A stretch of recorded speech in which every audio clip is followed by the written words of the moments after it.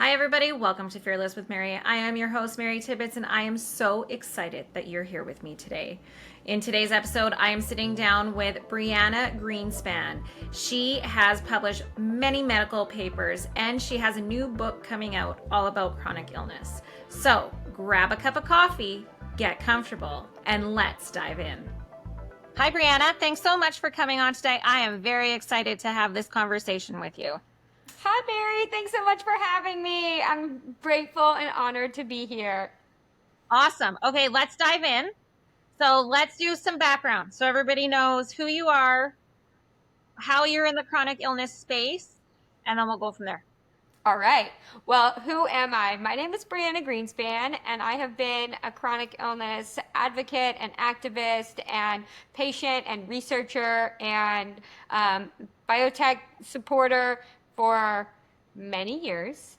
And to take it a step back, I was born with a complex chronic illness. And so the first 20 years of my life were just a constant roller coaster of symptoms. And I was just shuffling from specialist to specialist to specialist for every single symptom that were seemingly unrelated. And, I was that baby that never stopped crying until I could talk. By the time I could talk, all I did was complain. I was telling my mom, like, ouchie and bobo and this problem and that problem. And so, as a little girl, I was at the ophthalmologist and the podiatrist and the rheumatologist and the gastroenterologist and the fill in the blank, a lot of different specialists because there was all of these weird things going on. And as I got older, things didn't get any better. They ended up just getting worse and worse and worse in the sense that the amount of complaints that I was vocalizing each day and each week were just mounting. And it's like the doctors had labels and assistive devices and medications and therapies, but the pain and challenges and complaints kept growing. And so, despite the fact that what they were suggesting was growing, the challenges I was experiencing were also growing versus lessening. So that's a little bit about my childhood, and things got more and more and more complex until I had an L5S1 fusion surgery when I was 19, and I lost the ability to walk. And that was kind of like the most chaotic time in my life because I really just didn't feel that there was any point anymore because things were so complex. It hurt to breathe, it hurt to move, and basic things like going to the bathroom were a huge challenge. And I had already had so many social and emotional challenges and academic challenges and relational challenges as a child and a young adult that by the time I lost the ability to walk, I just like didn't really have a lot of hopefulness that there could be something on the other side because for years and years and years and years there was evidence that things just got more complex and more painful, and that's all there was. So that's a little bit about like what was going on then, and there were a lot of labels towards the situation, but eventually when I was 24, I actually got an Ehlers-Danlos diagnosis. And being diagnosed with Ehlers-Danlos syndrome was kind of like the greatest gift in my entire life in every regard, like a gift from heaven, because it was the first time that in my own mind I was able to say, I know I wasn't crazy. Yeah. No, it wasn't in my head. And Yeah. although that's not what most people were saying to me, most doctors believed me and had a diagnosis and a medication and a therapy and a laundry list of protocol that they suggested for whatever I was complaining of. Nobody was really putting all the pieces together. And when I was saying like, why am I taking like 12 medications, or like, why do I have 4 therapies, and like why am I going to like 6 specialists a week? Like, once I realized that that wasn't everyone's normal, I realized just how unnormal that was. And it was just such a complex time that getting an Ehlers-Danlos diagnosis eventually when I was 24 was a blessing and like a breath of fresh air. And an opportunity for me to start to explore from a professional diagnostic space what I could do about what I was experiencing, because I'm now meeting other people that legitimately were experiencing the same thing.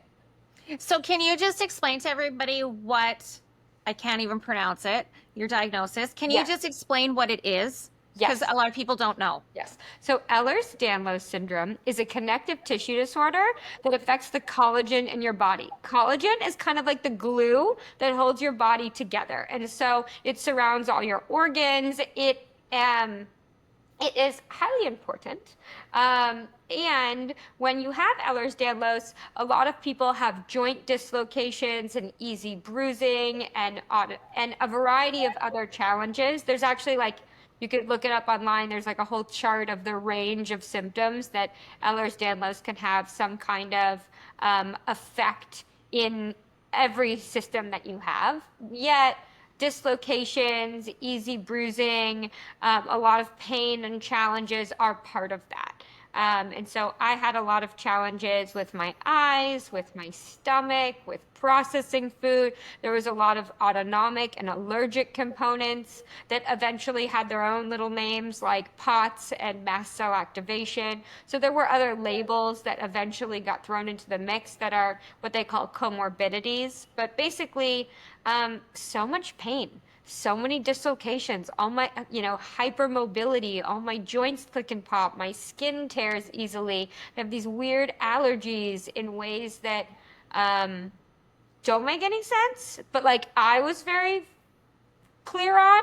For instance, I'd say I can't sleep under the sheets. I can't touch sheets. Sheets hurt me. They itch, they burn, they this. Who was 4 years old saying the sheets burn your face? So I had very specific things that I would articulate about things that were coming up. And so this hurt, that hurt, these pains, these problems. So that's a little bit about EDS. And You know what though? You said the sheets hurt. sheets hurt. I'm 45 and there's clothes that I can't wear. Yeah, because There's material that I can't wear. And if I wear a material for too long, I'm like, oh, I got to take this off. It's not just. about exactly.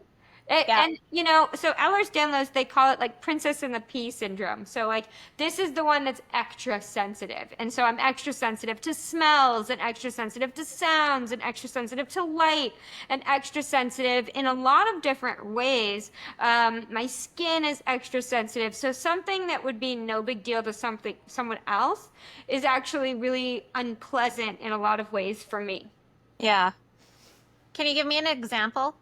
Aside from material, wind? Yes, wind. Yeah. I am very sensitive to wind.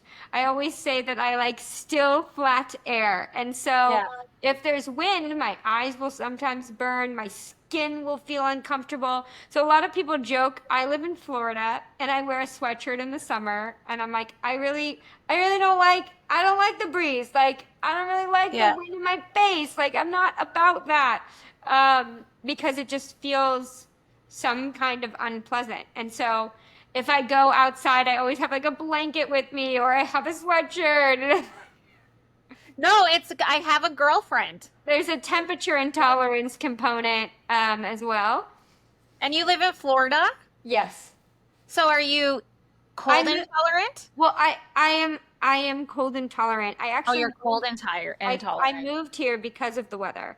So okay, I'm heat intolerant. Yeah. That's why I live in Alberta, Canada. Yes. Although we do get hot here, but yeah. Yes, it's good for you. That's crazy. That's crazy. Okay, so you do research. Let's dive into the research a little bit.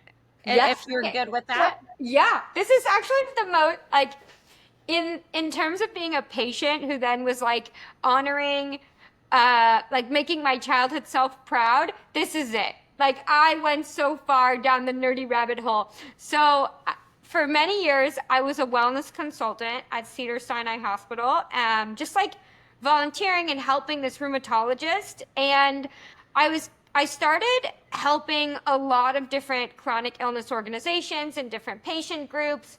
And I was kind of known as like, if you can't make it happen, call Brie. Like, she's a problem solver. And one day I got a phone call from the chief of the National Institute for Allergy and Infectious Disease. Oh my God. Look at how excited you are when you say that. You're like, I got it. I Yeah. got. I was like, I didn't even know what that was. Like NIH's allergy division. So I had just published a neuroscience coloring book, and I was off in like cute neuroscience, helping chronically ill kids land. And I get this phone call, and he says, "Hi, I'm the chief of NIAID. I was wondering if you could help me. I think you have this condition, and even if you don't, you feel the same way these people feel. Like either you have this or your condition mimics this. You should care." And I'm like, I'm sorry, what? How did you get my number? Like, what is even happening? He said, I heard that you're a friend of the rare disease community, and if you can't help me, you'll know someone who can. And I'm like, what do you need? How can I be of service? What you doing over here? And at that point, I was super interested in the diagnostic process of my condition, because I was like, I suffered my whole life. I went to over 100 specialists. How is it possible that I didn't get diagnosed properly till I was 24? So I was like really interested in helping from an international level, helping to update the diagnostic process for Ehlers-Danlos syndrome, which eventually happened. And I was like a behind the scenes supporter in that. And so I was very adamant about, how do people get diagnosed effectively so that they can get the right treatment, so that they don't have to suffer unnecessarily, and so that the things that you like treat them with work instead of misdiagnosing them so the things you treat them with don't work. So I was like really in that vein and using a lot of my volunteer and resources to support that effort. So I get this phone call, and he says, I heard you're a friend of the rare disease community, and if you can't help me, you'll know someone who can. And I am like, I am a friend of the rare disease community. How can I help you, sir? And, seriously, it happened just like this. And I say, like, what could I possibly do? And he said, I discovered a condition. Okay, start that again. You're like, it happened just like that. Just like that. And he says, I discovered a condition. I think it affects 5% of the Caucasian population. And I need help brokering a deal with a genetics firm to either validate or discredit our research. And I'm like, what? Wow. Okay, I get it.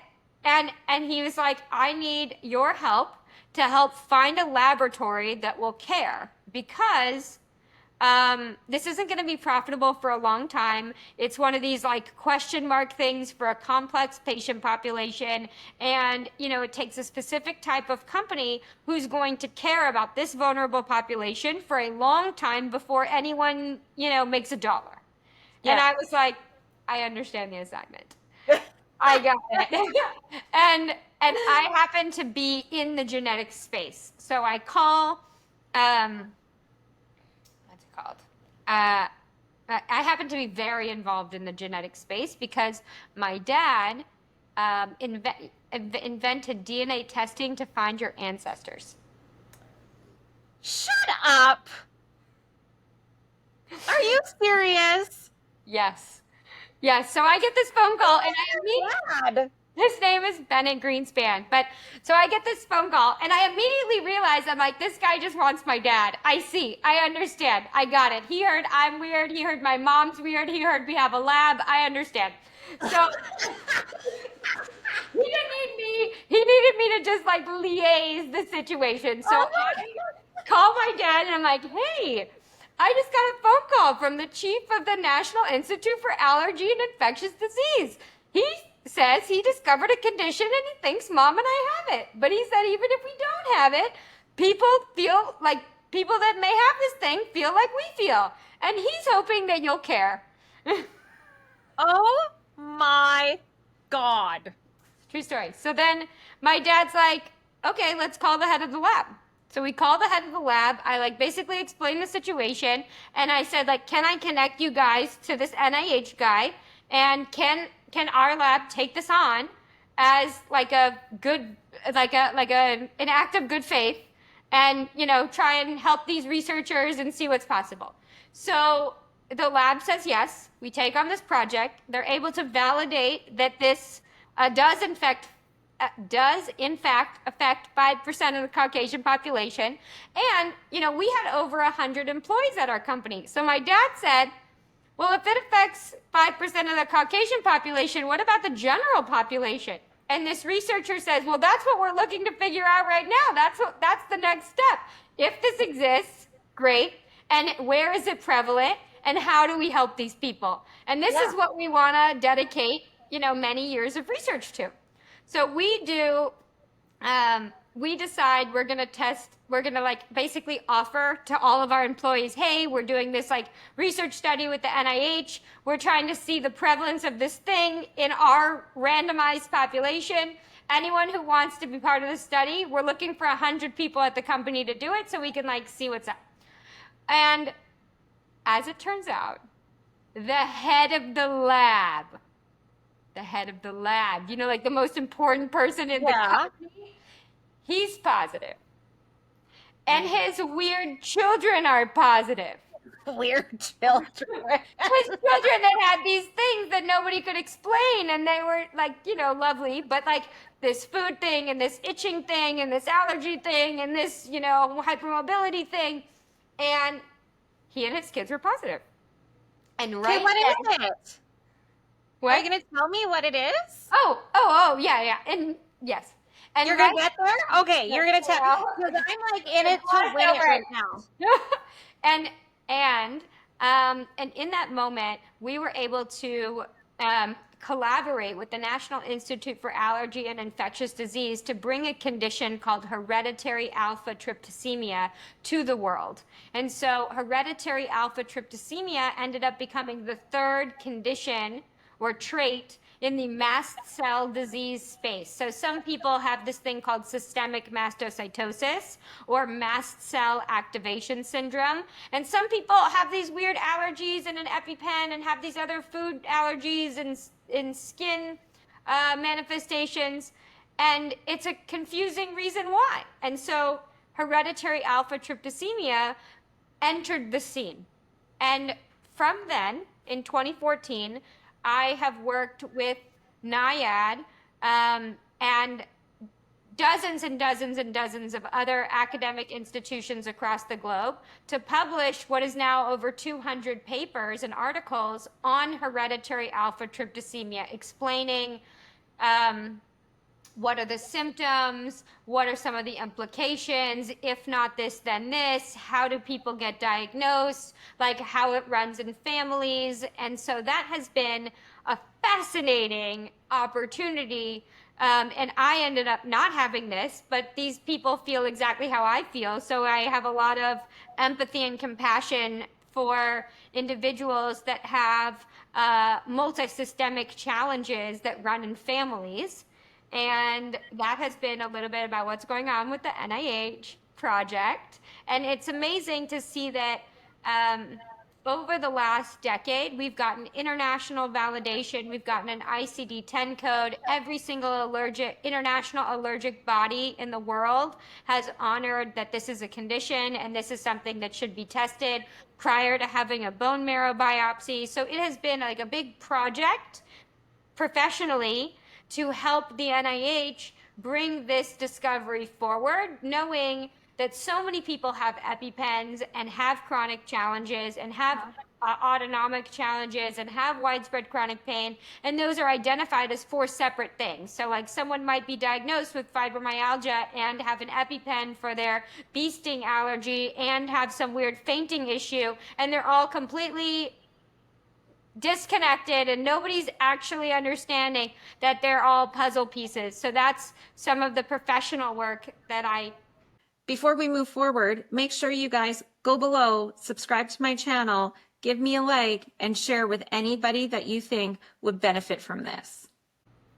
Engaging. Okay, so give me a quick rundown, because now I'm super interested. I'm really invested in this now. Yeah, it's we're on a podcast, but we're meant to be friends. I see. Yeah, we totally are. We're going to change the world. So, you already have, but I'm going to help. So what are what are symptoms? Yeah, so they put them into 4 buckets. They say there's some kind of allergic component, and that could be skin, it could be food, or it could be, something else like scents, like flowers or bees or, perfume or whatever. So there's an allergic component. Then there's an autonomic component. It's that you stand up and you feel dizzy, you're randomly fainting, low blood pressure, or your heart rate is dysregulated kind of situation. Autonomic component. Then there's a widespread chronic pain component, whether you have like weird pain points like a fibromyalgia type, or maybe you have some kind of joint hypermobility and pain related issues. So there's that. And then there's a gastrointestinal component. And so some people have some kind of like, they feel bloated, they eat something, and then they have these weird food issues. Maybe they have some food allergies, and oftentimes these things run in families, and it's this one has these symptoms and this one has these symptoms and this one has different symptoms, so the pieces don't normally come together until one person who has more than 2 of those symptoms all has a test.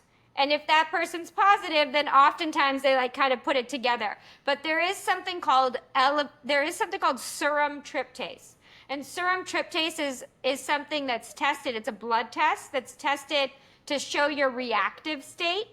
And this is like a very complex test because it's often not done accurately, because your serum tryptase level is based on your reactive state. So like, for instance, if you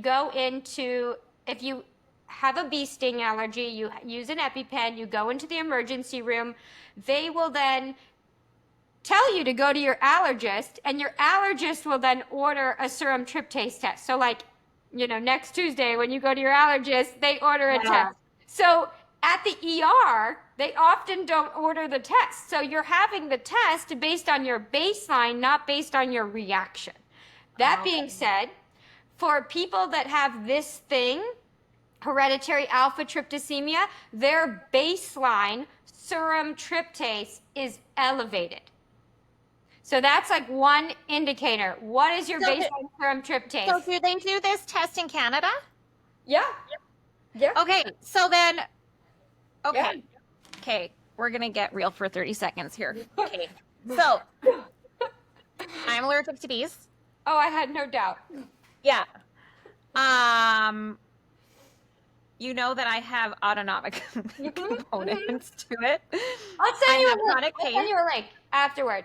And you can I'll send you a link afterward, and you can see a little bit more about this, and it'll probably paint a picture to like, oh, this with your daughter, oh, this with your sister, oh, this, I want to rule this in or out. Yeah, and then I have gastro stuff too. Like I have actually all 4 of these, and so my oldest son, we always thought that because when he was born, so his one knee, when he stands straight, it's like the other. But he got his feet stuck in my ribs when I was pregnant. He actually cracked 2 of my ribs when I was pregnant with him. And so we thought that that's what it was from, but now I'm wondering. I would question that. Look at us. You're going to send me stuff. So can people get tested for this in Canada? Yes. Yeah. But you have to know to ask for it. Yeah. And depending upon what's going on with you guys, there's a couple of variables to it either being covered or it being a cash price test. But yes, many people get it through health ministry. We're in Canada. It should be covered. Well, Canada's complex, and there's like 5 provinces and different. We have the worst healthcare. It's so funny. It's available in Canada, and sometimes people cover it. In America, it's not covered. In Canada, in some places, it is.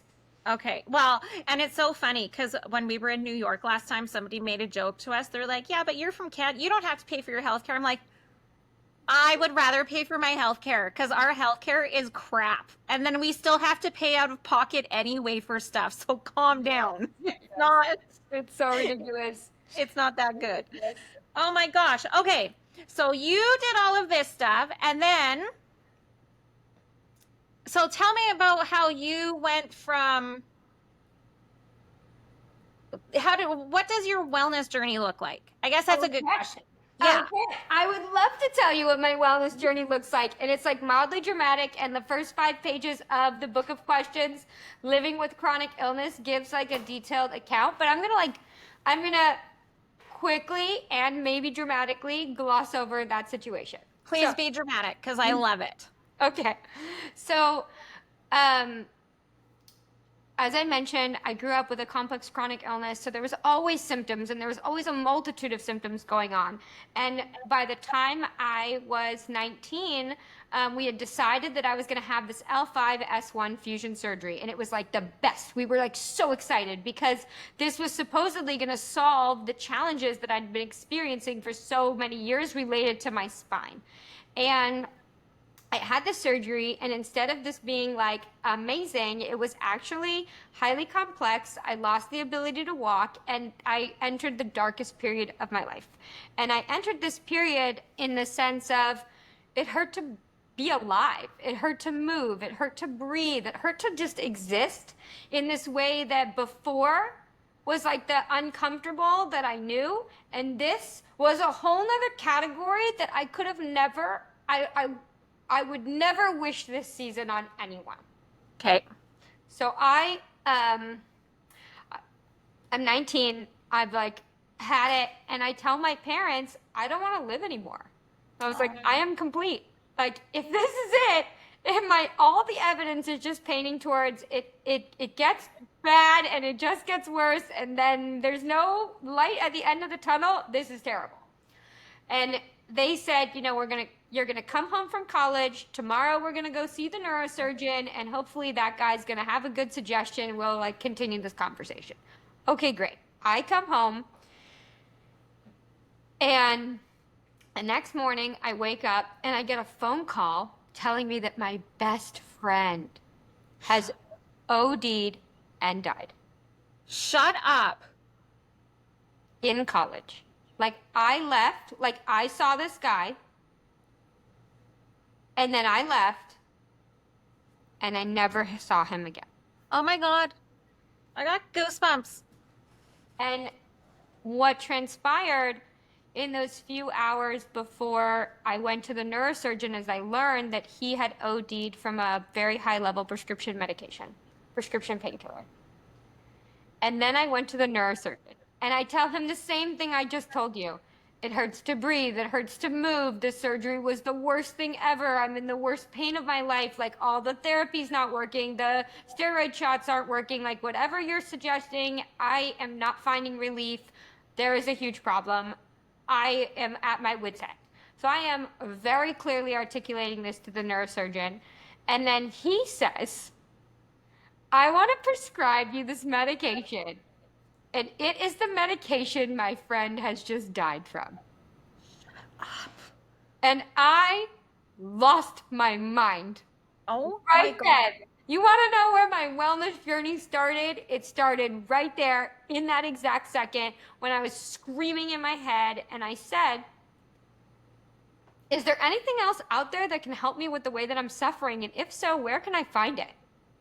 And that is the moment that sparked my entire curiosity with chronic illness journey, my searching journey, my invitation to what is out there and how might it help me, like deep, inquisitive, like relentless desire to learn how to mitigate some of the symptoms I was experiencing that at that point were just so exacerbated. So that is like, I say March 6, 2008 is the first time I ever, it's the day I last asked my last appreciative question, which was like, if the neurosurgeon doesn't have any good suggestions, do I even want to live anymore? I was like, no. To my first appreciative question, is there anything else out there that can help me with the way that I'm suffering? And if so, where can I find it? And that one question was the catalyst for every question that I've ever asked myself ever since. And I've used questions as a vehicle to put me in the driver's seat of my own life. Because what I learned is that I had been focusing on what was out of my control, what wasn't possible, what I couldn't do. And there were so many I can't, I won't, I'll nevers, and they were definites, and there was evidence surrounding them. So I really believed all of these limiting beliefs about what wasn't because of my illness. But I wasn't seeing the full picture, that there were, yes, guaranteed, so many things I wasn't capable of, or that weren't possible, or that, all the nots, that's all still true. But what I wasn't seeing is all the things that I was capable of, and all of the ways that I could be a leader in my own life. And this was a fascinating and jarring, like mind-altering concept, because I had been so disempowered my whole chronic illness journey that it was like losing one thing after another, so to speak. And so the idea of I could be empowered was something I didn't see coming, and something that I really have given myself as a gift. So I ask this question: despite how I'm feeling, what can I do to best support myself starting right now? And I ask that question every morning. I ask that question many times a day. I asked that question before we sat down for this interview. And what came up for me was like, I need some conscious breaths. And so I did a minute of breath work, and I need some hydration. And I got myself 2 cups of water. And it's like, it's actually not that difficult. Both of those were within an arm's reach, and they were free. But I had to ask myself the question in order to take ownership on that moment. Give myself that 1 minute to breathe. Go get the water. I've had one of the glasses of water since we sat down. It's like, not just get it, but use it. And so I ask these questions in a way to catalyze my wellness journey. And so March 6, 2008, I call it like, the catalyst for my wellness journey, so to speak, because all of the tools and rituals and frameworks and therapies and modalities that I've acquired and that I use regularly came from this type of question. And it came from the different iterations of who I've become since that moment. I just want to circle back because it comes along with wellness too. So in your research, in your guys' research for, I can't pronounce it. Hereditary alpha which we call hats. Hats? Okay. So for hats, because I'm always very, very curious. I want to know, so I was diagnosed with MS, but I want to know what triggered me I want to know where it comes from. I want to know the why do I have that. I don't want to know that I have it. I want to know the why. So for hats, why do they have it? Okay, well, because you and I, we were talking about diet before. There's a lot of situations and there's a lot of opinions, but what I will say, the science has shown right now is that people that have hats have 1 or more extra copies of this thing called alpha tryptase. So normal people should have 4 copies, but then some people have 5 or 6 or 7 or 8 copies.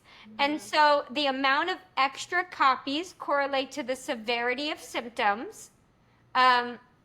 However, there are also other mutations or additions or deletions that may be also playing a role in how someone feels. And so sometimes people have hats and they have this and that and the other, and they have a very specific presentation. So it's not something that you can say like, this is the reason for everything. Okay. But people that have hats have an extra copy of alpha tryptase or more, sometimes 2 or 3 or 4. Extra copy. I'm writing all this down. Extra copy. I feel like I'm taking a test and I'm doing really well, which my dyslexic, dysgraphic, like special needs child in me is so proud. Like, I'm crushing it. I'm acing my test. I know all the answers. I studied. It's okay. I'm ADHD. That's why I'm like, okay, we got to go back because I'm like. And to circle it back, When I got that phone call from NIAID, I had just published my first neuroscience coloring book called The Miracle Morning Art of Affirmations with a morning routine brand. And that led to so many other things surrounding understanding neuroscience and growth mindset and the importance of the conversations we have in our mind and the importance of using your environment as the third teacher. And I started to really understand that as a child, I thought everything was wrong about me, and I didn't have a lot of reinforcing beliefs that were showing me any evidence that was different than that. So I was like, I suck, and here's all the evidence for why, and it's very clear. And like, I, really believed that I could do no right. I really just had a sad view of myself. And I understand there's a lot of evidence for why that came up. If you listen to other podcasts, I share some stories about the bullying and challenges that I experienced from my chronic illness. But either way, what I learned is that if I could create tools and resources that could help the next generation not feel the way I felt, that would be a really meaningful give back. And so I created the Everything is Right About You brand with my friend, Dr. Jill, and my partner, Josh. And we made an app, we made a store, we made a book series, we made an activity journal series. And those books are bilingual and they've spanned the globe. We sponsor orphanages and villages across the world. And all of that is rooted in the language that you use. Do you either believe in yourself? Are you your biggest cheerleader? Or are you your biggest critic? So I teach a lot of that. I actually teach a lot of that. Yeah. In coaching and stuff. Cause I'm like, and don't get me wrong, I still have to tell myself all the time. Everything is right about you every single day. And you can still tell yourself the next day. And that's good too. Yep. 100%. Okay. Tell everybody about the book that is, it will be coming out. We're not sure when, but it will be coming out. So, I will take a step back and say with this Everything is Right About You book series, that led to my agent saying, hey, I want to acquire the rights to share your resilience within chronic illness story. And they wrote a book about my resilience within chronic illness for elementary and for middle school children. And it teaches you how to catch up when you miss school, how do you advocate for yourself, how do you raise awareness for rare diseases, how do you strengthen a growth mindset, what are morning practices that can help you, what are invisible illnesses, how to be a good friend, and all of that was kind of the precursor to the project you just mentioned, which is my newest book, The Book of Questions, Living with Chronic Illness. And this is a tool that I've been working on for about 6 years. Wow. And back in the day, there was a book called The Book of Questions. Maybe some of you guys have heard of it. And it became a New York Times bestseller. It spanned the globe. Millions and millions of copies were sold before Amazon even existed. And it was a tool in the 80s that was used to help find meaning and purpose in interpersonal relationships. And it was a tool that people were saying like, hey, questions are invaluable and they can be used to help us connect to one another. And the original author, Dr. Gregory Stock, he found me and he about 6 years ago, and he said, hey, I heard your story. I'd love for us to write a book for people living with chronic illness. And we have worked for 6 years now to make that a reality. And it took a long time because I had to delayer and I had to understand how might we invite people to create psychological safety from within? How might we invite people to see and hear themselves as a vehicle to find meaning and purpose in our own lived suffering? Because most people with a chronic illness build a wall where there could be a bridge, and those walls are legitimate. A lot of people that I know, they share things, they're vulnerable, they're courageous. And they're vulnerable and courageous with someone who they love, who loves them. Yeah. And they're shut down. And they're not seen and they're not heard. And it's not because the person who loves them doesn't love them enough. It's because most people don't have the emotional capacity to be of service to someone in their most vulnerable time. And I say this because what I've observed is that most people will create a neural pathway that says, if my loved one doesn't see and hear me, no one will see and hear me. My voice doesn't matter. And there is something within the neuroscience here where we've learned that it's important to first reflect for ourselves and to have internal psychological safety, because I can't expect something of my partner that I don't give to myself. Yeah. And this is like a very nuanced and complex conversation. And so what we did is we created a collection of questions that people can ask themselves to understand what they value, understand what matters most to them, to see and hear themselves. And eventually we have a recipe for psychological safety in community. And that's to find someone who's illness adjacent. For instance, us, we could be best friends. Like I have EDS, you have MS. So it's like illness adjacent. Don't find someone with your same illness, because then there's this element of comparisonitis. You really want to find someone who's illness adjacent, because it's same, but different. There's no comparing, just emotional capacity. We care, we're there for each other. We know what we want, so we know how to give it. And so there's an opportunity in our mind to say, if a stranger can see and hear me, others can see and hear me too. My voice matters. I matter. What I go through is important. And that's where we start to create new stories. And so this is a tool that I hope individuals will be able to ask themselves the consistent questions I ask, like, despite how I'm feeling in this moment, what can I do to best support myself? Ownership. Take ownership in what I call have the ability to take micro massive action. Like sometimes all I have is one spoon, but that one spoon I can put water right here, because when I have another spoon, I'm going to drink that. But you might, it's like you got to do everything at once. Just do a thing or another thing. Take the stairs instead of the elevator if you can. Take a deep breath when your lungs are giving you the ability to. It doesn't matter exactly what the thing is. It matters that you identify what are the things that can best support you, and there's probably hundreds, and what can you do when you're in need to support yourself, which is probably multiple things, and what's the order that would best support you in this moment, even if that changes in the next moment. And so it's really like a game that you play with yourself, specifically a game I've played with myself to get myself to a space of a little bit stronger this minute than I was last minute. How do I, move it along to build and build and build and build, and then get knocked over, and then build and build, and then get knocked over, and then, because when you have a chronic illness, you have symptoms all day, every day. They're coming, they're going, they're this, they're that. This one's fine. This one's in remission. Oh, there's a new thing. This is you have no idea what's about to happen. It's like is this food going to trigger something? Is this thing going to happen? We have no idea. Oh, we don't know. Fever, and then there's this, air freshener, and then is your throat going to close up? It's just like a vague scenario. So yeah, it's so funny. My mom will always message me, and she's like, "How you feeling?"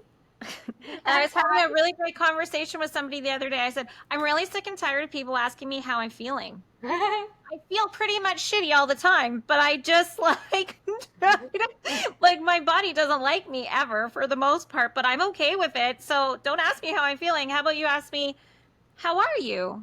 Like what's going on in your life? Anyways, that's a whole other conversation. Yes. But okay, so tell everybody where they can find you. Well, you can find me. We will be having you back on when the book actually comes out, though. Thank you. You can find me on Instagram on wellnessbree1111, which is my chronic illness Instagram, or briannagreenspan.com. And you can check out the book of questions, Living with Chronic Illness. There's a launch team page. I'm sure it's going to be in the show notes for this podcast. It sure will, yeah. Exactly. And then, if you type in Book of Questions, Living with Chronic Illness, eventually there's going to be a link on Amazon. You can purchase it. And there's even a companion journal, and you'll be able to purchase that too. But it just hasn't happened yet. But it took me 6 years to work on the book with Greg, so it'll take a moment to publish it too, because we're funny over here. I don't know. You know, That's when you okay. have a lot of plans and then they don't work out, and then you're like confused about your plans, but then it all works out in the end. That is how this is going. So I have a physical copy. I see it in I'm physically holding it, and hopefully it's going to be available for pre-order really soon. That's my hope. It's perfect. And I will be putting it all in the show notes. I'll be putting it everywhere. You're going to send me everything. And thank you. Oh my goodness, thank you so much for being on today. You are so knowledgeable and you have you're amazing. I'm so Amazing. grateful that I got to meet you today cuz you changed so much in my brain at this point. So, thank you Perfect. for coming on. Thank you everybody for listening and I will see you guys next week.